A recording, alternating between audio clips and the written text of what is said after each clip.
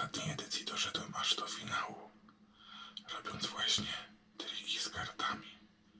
Ale uwaga, jest też szansa, że w ogóle mnie nie kojarzycie. Kim więc jestem? Opowiem w dużym skrócie.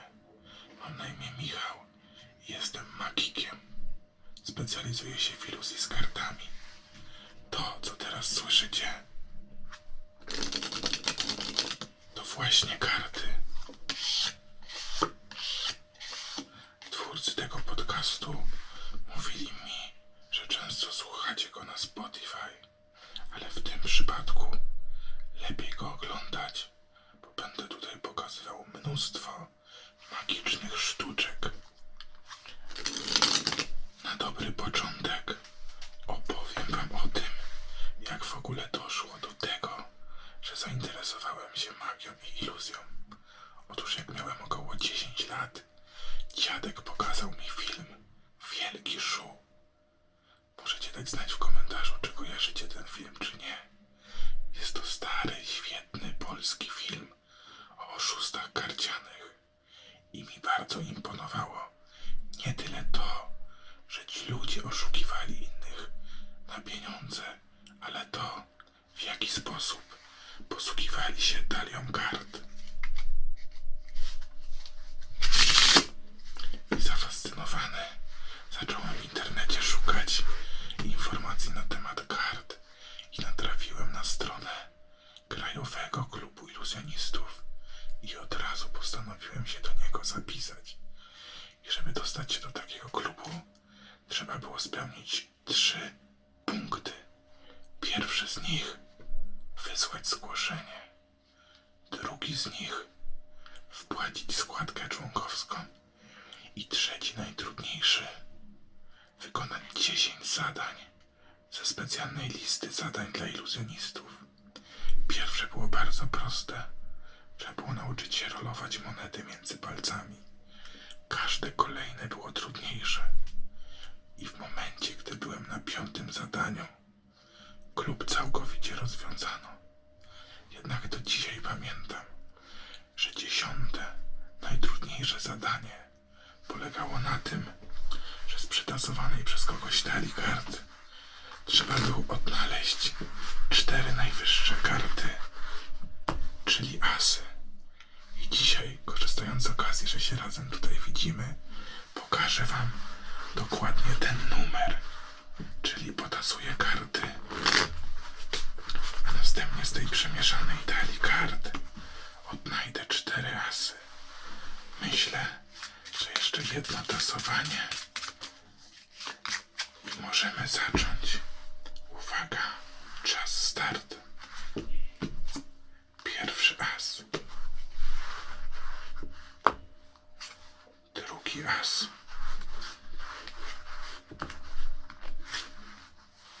Trzeci as. I ostatni z nich. Jak widzicie, moi drodzy, mamy tutaj 4 asy z przetasowanej talii kart. Zazwyczaj w takich momentach mówię tadam. Możecie kojarzyć. Ale dzisiaj pokażę wam jeszcze jeden numer, bo pewnie zastanawiacie się, jak te wszystkie sztuczki działają. I dzisiaj pokażę wam, w jaki sposób iluzjoniści zmieniają karty. Spójrzcie uważnie, 4 asy zostawię gdzieś w środku talii, a talię dokładnie potasuję na kilka znanych mi sposobów. Ostatni z nich jest najlepszy, bo sprawia, że karty tasują się idealnie, 1 na 1. Możecie to teraz zaobserwować. I teraz, tak jak obiecałem, pokażę wam, jak iluzjoniści zmieniają karty. Spójrzcie uważnie, wystarczy kilka przełożeń. I w tym momencie przełożyłem się do 6 karo. To zdecydowanie nie jest as, którego szukam. Ale jeżeli wezmę taką 6 i zacznę pocierać nią o stół, zgodnie z ruchem wskazówek zegara, ta 6 zamieni się w asa. Tak, moi drodzy, to jest takie proste. Tak naprawdę, jak byłby tu ktokolwiek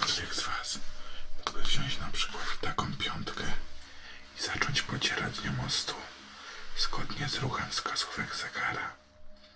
I wtedy taka piątka również zamienia się w asa. Jeżeli zastanawiacie się, czy mogę tak w nieskończoność, to tak, moi drodzy, mogę tak w nieskończoność. I bardzo ważne jest to, aby rzeczywiście podzierać o stół zgodnie ze wskazówkami zegara.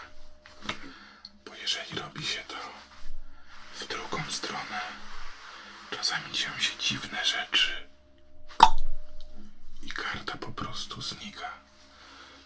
No dobra, trochę skłamałem, karta nie znika, tylko przenika pod matę i w ten sposób mamy tutaj 4 asy.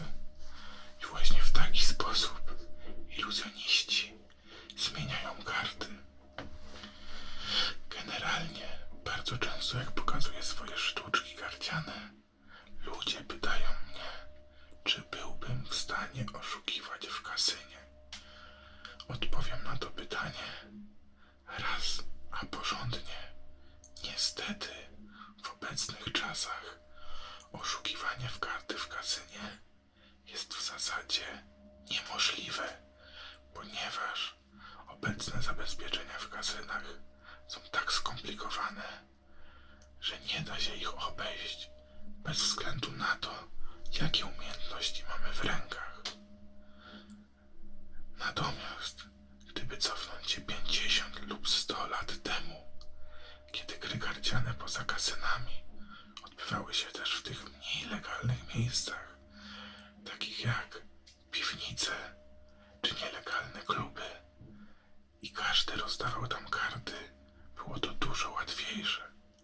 Pokażę wam teraz umiejętność, która, gdybym żył kilkadziesiąt lat temu i był nieuczciwy, mogłaby dać mi mnóstwo pieniędzy. Wyobraźcie sobie grę w pokera. Myślę, że kojarzy ją prawie każdy. A nawet jeśli nie, to łatwo jest się domyślić, że 4 asy podczas gry w pokera to w zasadzie na pewno zwycięska ręka. A ja mam umiejętność, aby asa z dowolnego miejsca, od dowolnego gracza przetransportować do mojej ręki. Patrzcie uważnie, 4 asy. I as pik będzie asem najważniejszym do pozostałych 3. To znaczy te też są ważne, ale as pik jest najważniejszy. Czemu?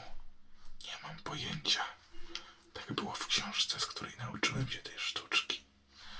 Tak więc po 3 karty położymy na każdego asa i będzie nam to symulowało ręce 4 graczy, którzy dostali po 4 karty. Tak więc 3 karty na każdego asa. Na ostatniego również. Reszta kart nie jest nam potrzebna. I tak jak tłumaczyłem, trik będzie polegał na tym, że każdy z tych asów, jeden po drugim, dołączy do asa pik. Patrzcie uważnie. Pora na pierwszego z nich. Magicznie pojawiła nam się tu chyba jeszcze mucha, ale to nie ma znaczenia. Znaczenie ma to, że jeżeli zrobi coś takiego, to pierwszy as całkowicie zniknie i tak jak obiecałem, przeskoczy do asa pik. Pora na kolejnego z nich. Tak jak wspominałem, wystarczy jeden gest i kolejny as.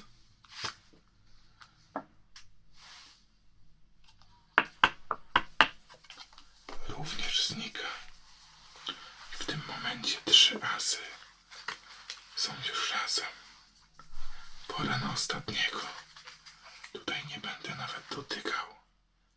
Stryknę palcami i dzięki temu as numer 1, as numer 2 as numer 3 i as numer 4 są już razem. Jak pewnie może gdzieś słyszeliście, iluzjoniści nie powtarzają swoich sztuczek, ale specjalnie dla was zrobię wyjątek. Spójrzcie uważnie, asa pik. Jeszcze raz włożę sobie tutaj, a ten za moment stąd przeskoczy tutaj. Wydarzy się to na 3. Raz, 2, 3. I w tym momencie wszystkie 4 asy są już razem, a tutaj nie ma żadnego z nich. Tadam! I widzimy się za moment. Dobra, moi drodzy, lecimy dalej. I tu chciałem tylko wspomnieć, że za oknem jest budowa i dźwięk może nie być idealny. Ale nic się nie przejmujcie. Jeżeli film wam się spodobał i nabijecie dużo łapek w górę, to przyjdę tutaj ponownie o innej porze i nagramy nowe sztuczki bez dźwięków budowy, dobra? Dobra, moi drodzy, zapomnijmy na chwilę o asach, bo było ich już dużo i zróbmy coś troszkę innego. Zazwyczaj numer zaczyna się od tego, że ktoś z publiczności wybiera jakąś kartę. Po pierwsze, nie mam tu publiczności, a po drugie zaczniemy odwrotnie, bo to ja wezmę z talii kilka losowych kart, niech będą to raz, 2, 3, 4 karty, zostawię je tutaj i przyłożę pudełkiem. Wy jeszcze nie wiecie, co to za karty, ale to bardzo dobrze, bo teraz wybieramy kartę dla was, którą musicie zapamiętać. 7, pik. Tym razem to kartę przyłożę pudełkiem, a ja wezmę te 4, bo te 4 to przepowiednia dotycząca 7 pik. Jeżeli te 4 karty dotkną 7, to pierwsza z nich będzie miała dokładnie taki sam kolor jak 7, czyli będzie czarna. Kolejna karta będzie miała dokładnie taki sam symbol, czyli będzie to pik, to czarne serduszko. Kolejna karta będzie miała taką samą wartość jak 7 i będzie to 7. A ostatnia karta będzie dokładnie jak wasza karta. I pewnie zastanawiacie się, jakim cudem są tutaj 4 7. Nie mam pojęcia, ale kiedy dmuchnę, okazuje się, że jedyne 4 karty to asy, od których, jak widać, nie mogę się uwolnić. I skoro tutaj są 4 asy, jak myślicie, co w takim razie jest pod pudełkiem? Otóż, moi drodzy, to pod pudełkiem są 4 asy, a tutaj od samego początku jest wasza 7 pik. Dobra, zróbmy coś, ale tylko z 2 asami. Niech będzie to as pik i as gier, a reszta kart w ogóle nie będzie nam potrzebna.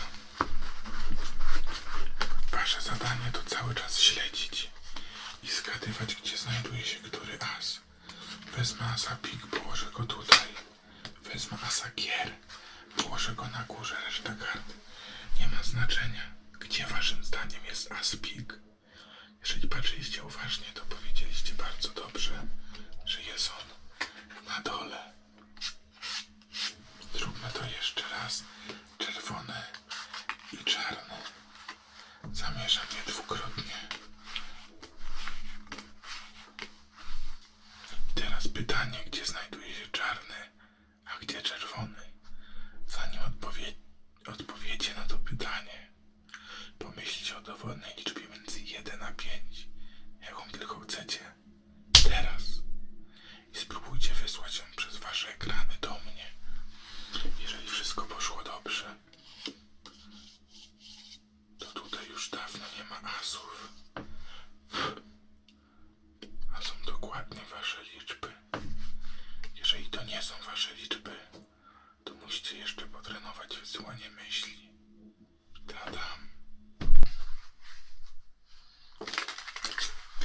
Ludzie bardzo często i moi widzowie pytają mnie, jak działają te wszystkie sztuczki. Powiem wam. Mamy XXI wiek i wszystko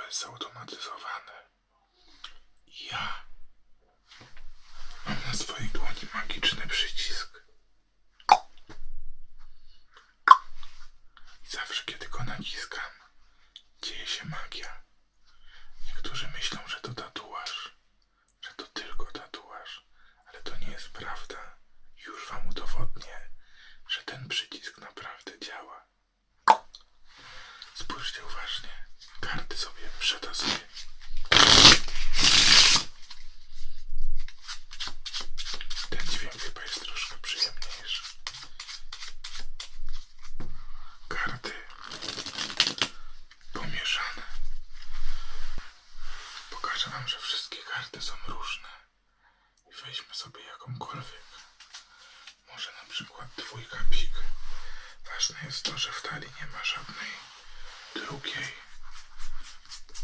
Dwójki pik, jest dwójka kier, jest dwójka karo, jest nawet dwójka drewna, ale nie ma dwójki pik. Jest to bardzo ważne, bo pokażę wam teraz, jak działa mój magiczny przycisk. Dwójkę włożę sobie w środek talii. Jak widzicie, dokładnie tutaj weszło, ale kiedy nacisnę przycisk, wasza dwójka wskakuje na górę. Tak, moi drodzy, dużo osób myśli, że to nie tatuaż, tylko po prostu ja coś tu kombinuję. Dlatego zrobię to bez dotykania kart.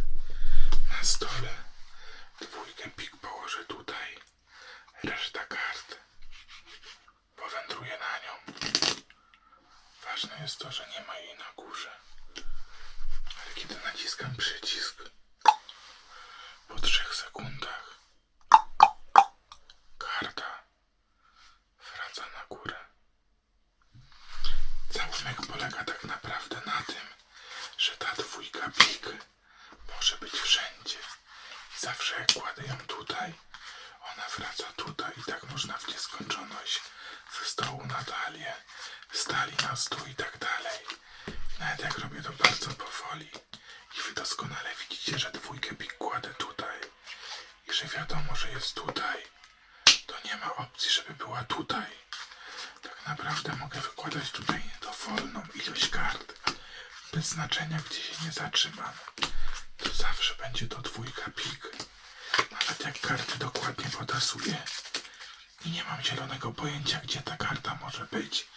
Część z was na pewno powie, że widziała ją na górze.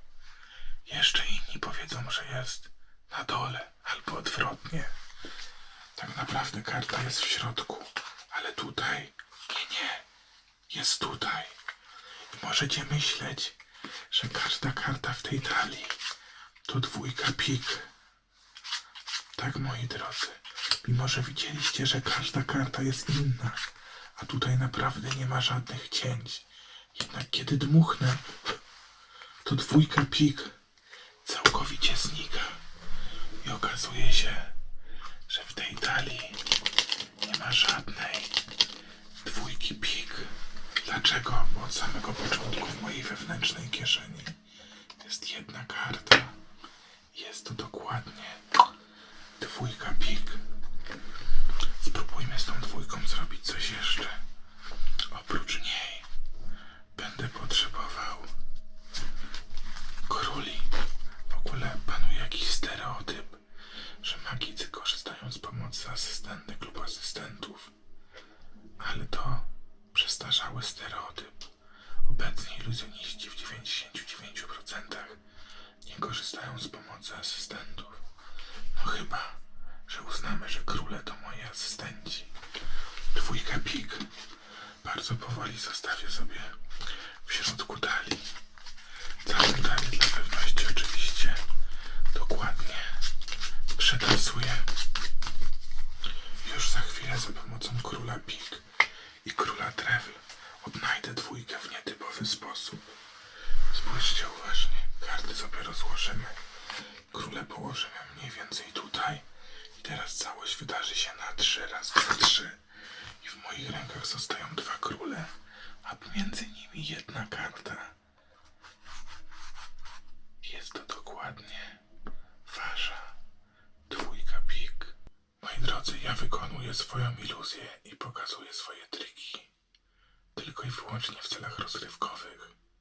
Występuję na najróżniejszych imprezach filmowych, imprezach prywatnych, festiwalach, targach. Jeżeli być może organizujecie taką imprezę, możecie mnie zaprosić. Ale jeżeli nie organizujecie takich imprez, robię też swoje występy w teatrach, czy po prostu w lokalach, które mają tam scenę. Możecie kupić na nie bilet i przyjść. Na moich social mediach są wszelakie informacje. Jednak nie zawsze iluzja jest wykorzystywana w dobrych celach, ponieważ umiejętności manipulacji kartami bardzo często wykorzystywane są na przykład przez oszustów, którzy na grupówkach czy na giełdach samochodowych grają w 3 karty, gdzie przez swoje oszustwo pozbawiają innych bardzo często dorobku ich życia.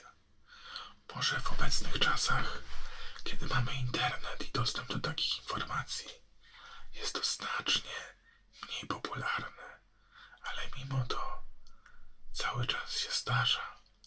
Pokażę wam teraz, a w zasadzie dam wam lekcję, dlaczego nigdy, ale to przenigdy nie powinniście grać w 3 kubki albo w 3 karty. Odpowiedź jest prosta. W tą grę nie da się wygrać. Jednak na samo słowo ktoś mógłby nie uwierzyć, dlatego wam to pokażę.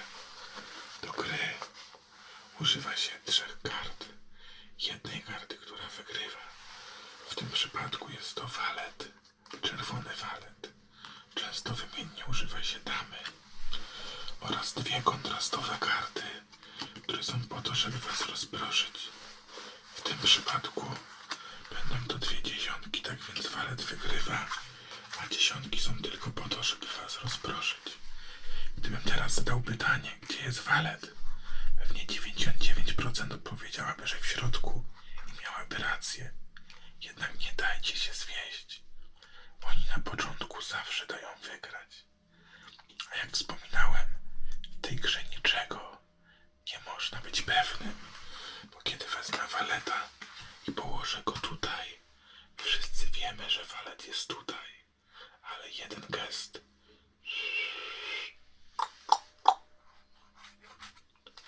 I walet jest już tutaj, a na stole mamy dziesiątkę. Okej, jeszcze raz. Dziesiątkę zostawię na stole i wszyscy wiemy, że tu jest dziesiątka, ale znowu jeden gest, dziesiątka jest tutaj, a tutaj jest walet. Ciekawe co? Jeszcze raz spójrzcie uważnie, waleta odłożę bardzo uczciwie do mojej kieszeni, a w moich rękach zostały tylko 2 dziesiątki. Gdybym zapytał, jaka karta jest tutaj, część odpowie dziesiątka, to jak im się wydaje, a część na przekór odpowie walet. Mam złe wieści. Tak jak już mówiłem, w tą grę nie da się wygrać. Jeżeli ktoś, kto postawił pieniądze, powiedziałby, że walet, ja pokazałbym dziesiątkę. Natomiast gdyby ktoś powiedział dziesiątka, jednym ruchem podmieniłbym ją na waleta, a dychę wyjął z kieszeni. A jeżeli na stole jest naprawdę dużo pieniędzy, serio nie ma znaczenia, której karty nie dotkniecie. To zawsze jest dziesiątka, bo oni szybko podmieniają karty. A jaki jest sekret? Być może to was interesuje. Co prawda wiele wam to nie powie, ale zarysuję choć trochę obraz tego oszustwa. W grze w 3 karty używa się 4 kart, a oszust bardzo szybko je podmienia. Jak szybko? Spójrzcie na to. Jak myślicie, jaką kartę zostawiłem na stole? Waleta czy dziesiątkę? Chwilkę się na tym zastanówcie. I już śpieszę z odpowiedzią. Na stole zostawiłem waleta, bo ja w przeciwieństwie do oszustów nie jestem po to, żeby was oszukać, a żebyśmy się dobrze tutaj bawili. Jeżeli gralibyście ze mną, nie ma znaczenia, której karty nie dotkniecie, to zawsze będzie walet. Do tego stopnia, że jak chcę, żeby walet był tutaj, tutaj i tutaj, to walet będzie tutaj, tutaj i tutaj. I właśnie dlatego nigdy nie powinniście grać w grę w 3 karty. Czy wiesz, na ile sposobów można przetasować talię kart? Liczba ta jest naprawdę ogromna, ale da się to policzyć. W talii mamy 52 karty. Tak więc pierwsza karta może być jedną z 52, druga jedną z 51 i tak dalej. Aby więc policzyć ilość kombinacji, należy wykonać działanie 52 silnia. Wynik tego działania jest tak ogromny, że nawet nie jestem go w stanie powtórzyć. A czy wiesz, na ile sposobów można przetasować talię kart? Liczba ta jest naprawdę ogromna, ale można to policzyć. W talii mamy 52 karty. Tak więc pierwsza karta może być jedną z 52, druga jedną z 51 i tak dalej. Aby policzyć więc ilość kombinacji, należy wykonać działanie 52 silnia. Wynik działania jest tak wielki, że nie jestem go w stanie powtórzyć, dlatego wyświetla się on teraz na ekranie. Słuchajcie, liczba ta jest tak ogromna, że tasując karty masz prawie pewność, że nikt wcześniej nie potasował kart w ten sposób. Gdyby wszyscy ludzie na świecie zaczęli w tym momencie tasować karty i przestali, nie wiem, po 5 minutach, to szansa, że dwie talie będą ułożone tak samo, wynosi 1 do bilion biliona bilionów. Tak, moi drodzy, 1 do bilion biliona bilionów. Istnieje więcej możliwych układów talii kart, niż istnieje atomów na Ziemi. Wniosek jest bardzo prosty. Po przytasowaniu kart prawdopodobnie trzymasz w rękach talię ułożoną w taki sposób, jak nie była ułożona nigdy wcześniej na świecie. No chyba, że tak jak ja potrafisz panować nad kartami, bo w tym momencie wszystkie karty ułożone są w fabryczny sposób. Tak, jak widać to teraz na ekranie. Wszystkie czerwone karty ułożone są od asa do króla. Podobnie zresztą jak karty czarne. Co ty na to? Dobra, to jeszcze po prostu troszkę dla was poopowiadam. Poruszę kilka tematów. Pierwszy temat to czym w ogóle jest iluzja. Bo mam wrażenie, że część osób trochę nie rozumie, o co w tym chodzi. I jest przekonana, że my jako iluzjoniści próbujemy im wmówić, że to co robimy to jakieś nadprzyrodzone umiejętności. A tak szczerze mówiąc, nie znam chyba żadnego iluzjonisty, który próbuje do czegoś takiego przekonać swoją publiczność.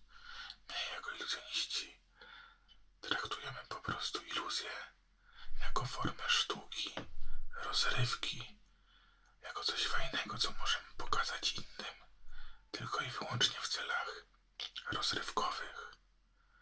A jeżeli pójdziecie na jakiś duży spektakl iluzji, to bardzo często jest to na poziomie sztuki teatralnej, gdzie poza wplecionymi magicznymi sztuczkami iluzjonista przekazuje jakąś myśl albo opowiada jakąś historię.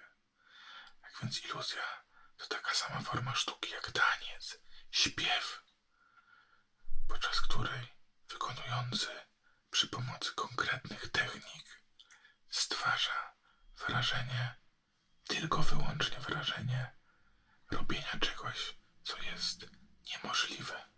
Tak więc polecam traktować iluzję jako rozrywkę, a nie wyzwanie dla swojego umysłu albo jak coś nadprzyrodzonego. Też bardzo ciekawe jest to, jak ludzie w różnych krajach reagują na iluzję. I właśnie w Polsce często przytrafia się takie wycofanie.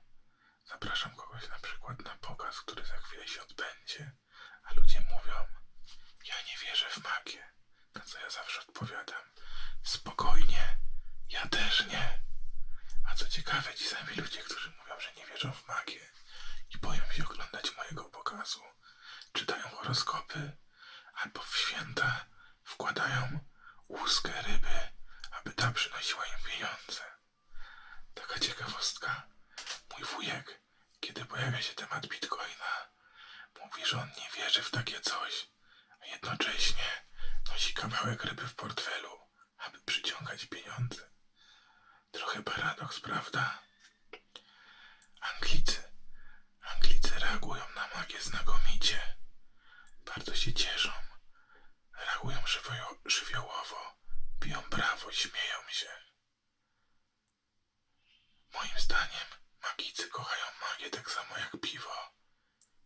chyba jest to powiązane, ponieważ przez 3 lata występowałem w angielskim pubie i nigdy w życiu nie spotkałem tam trzeźwego Anglika.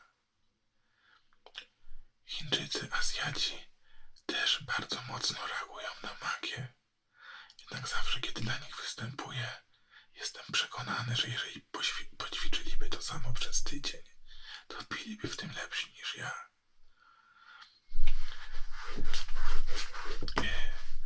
Miałem opowiedzieć też kilka anegdot, więc powiem wam o najlepszej reakcji, jaką miałem na swoją magiczną sztuczkę. Było to właśnie w angielskim pubie. Występowałem dla grupy Anglików, która przyjechała do Krakowa na wieczór kawalerski jednego z nich. Po zrobieniu kilka numerów poprosili o jeden, ostatni, ale taki, którego długo nie zapomną.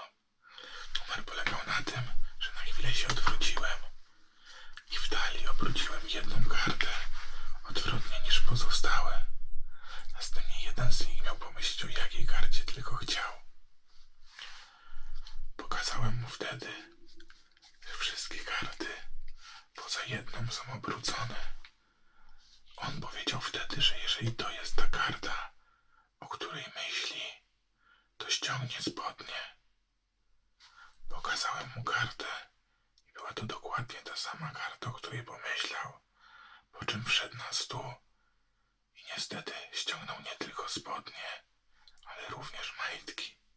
Tak więc jak widzicie, reakcje na magię mogą być bardzo różne.